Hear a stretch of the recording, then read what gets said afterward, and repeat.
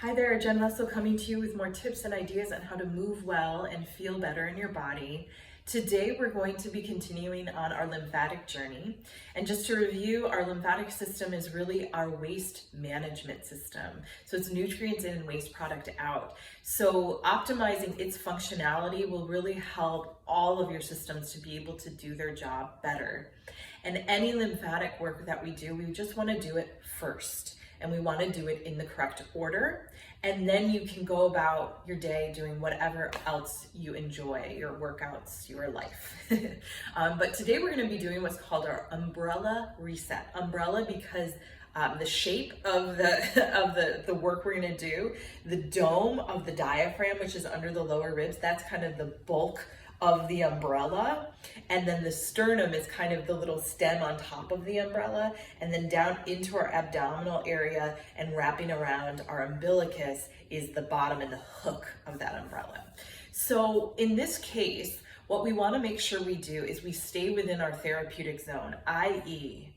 not pain. So if you feel a sensation of pain, so 0 to 10 pain scale, don't go above about a 5 or a 6, because if you do, what often will happen is our nervous system is going to sense that as a threat, go into fight or flight and clamp everything down, which is the absolute opposite of what we're trying to do. We're trying to get movement and flow, not more bracing, because this area is often an area that we hold and we brace, we tense, because of the stresses and traumas of living in this modern world of ours. So what we're trying to do is get movement in this area where some of the most important structures in our body reside and or go through. The largest vein in our body, the largest artery in our body, our esophagus, our vagus nerve, all of these things go directly through our diaphragm and then spill out to where they need to go. So if we have congestion and tightness in here, we can really be hampering our body's ability to function well, to heal itself, to digest food, all the kind of crucial things that make our quality of life and survival. So what we're gonna do, if you come down on the little kind of cleft of the clavicle here onto the top of the sternum, we're gonna take it, and then we're gonna take our time. This shouldn't take you a really long time once you get used to it, but bear with me this first couple of times of watching this video so that you can come back and reference this again. Once you get used to it, it won't take you more than a couple minutes, but this video will be longer than that because I'm gonna really take my time to point out all the different spots that you're gonna work on and the order that you're gonna do it in. I like to actually do this drill lying down so that I can allow my abdominal contents to feel a little bit more relaxed. But in this instance, I'm doing it seated just so you can see it a little bit better.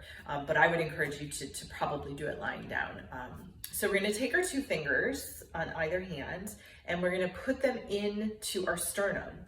And you're gonna start right, like I said, right under the cleft of the clavicle here. And you're just gonna work your way down that sternum and try not to skip any space. And just take note if anything is sensitive. It might feel kind of strange. We don't often work this area of our body. I'll even say as a massage therapist, I often work the pecs on people, but until I started learning about the lymphatic system, I spent very little and or no time on people's sternum itself. But the reason we're doing that is because this is where the big pipes of the lymphatic system need to drain to get up to our clavicle. So this is a really common, and that's a sensitive spot for me. So often for people will get sensitive as we get lower down into the bottom of the sternum.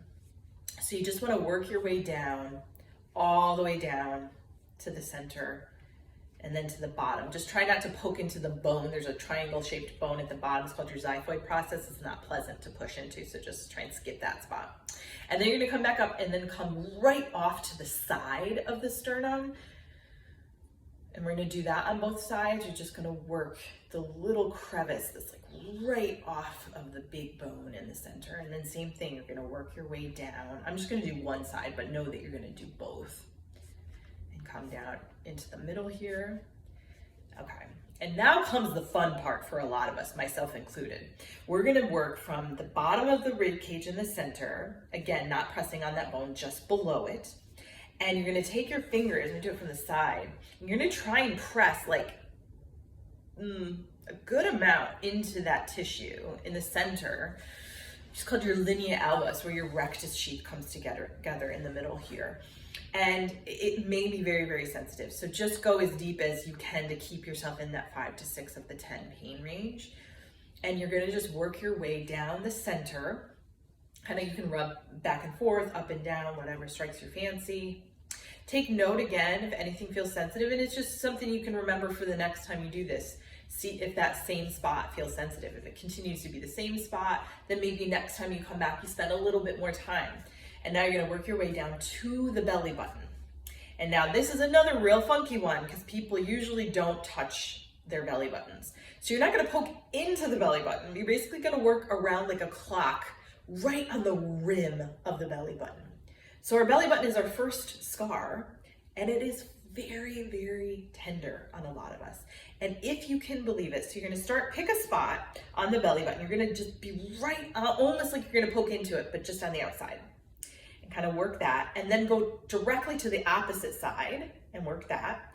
Then go to the left or the right side and work that. And then the opposite, you see where I'm going with this? And then you're gonna go kind of diagonal. You're just gonna basically work all the spots along that belly button. And then you're gonna come straight back up the middle. Same thing. And now you're gonna move just to the left. And this is where your esophagus dumps into your stomach and your vagus nerve goes through a hole in the diaphragm. So this can be a really sensitive and awesome spot, especially if you're an anxiety person or an acid reflux, indigestion person. This is a really awesome area to work.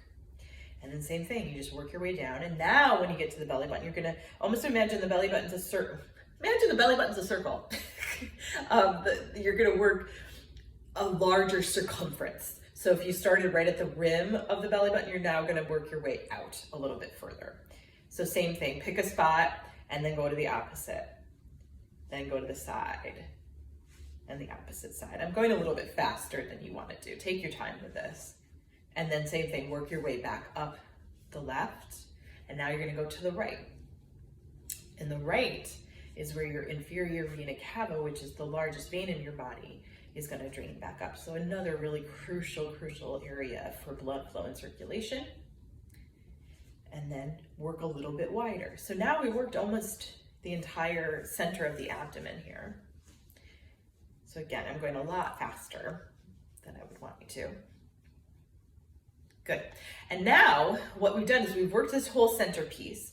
Now we're gonna pump, because we're basically gonna pump the two sides of the diaphragm. We're basically trying to get fluid flow into the center big pipe here.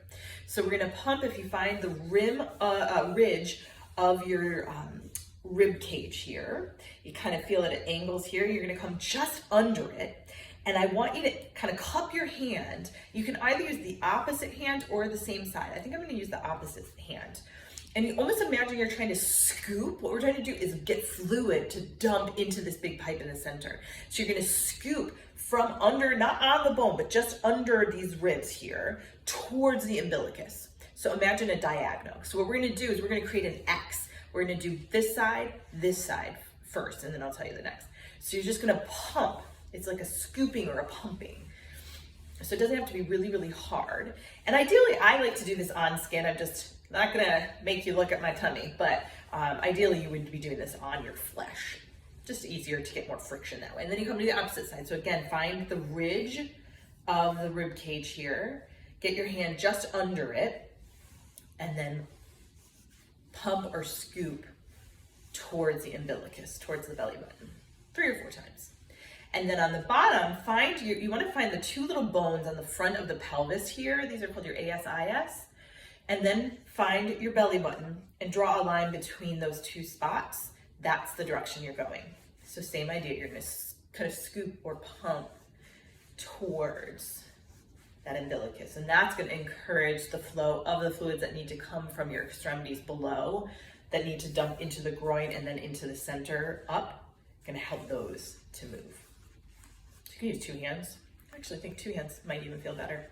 And same thing, so find your belly button, find the ASIS, that bone, and then scoop towards the center.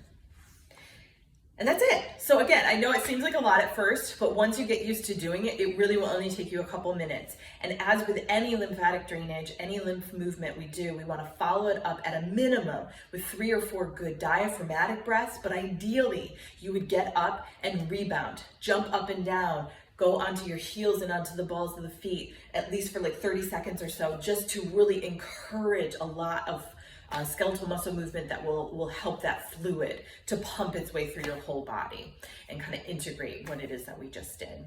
So give it a go. You'll want to check day after, 1 to 2 days after, if you have any detox effect.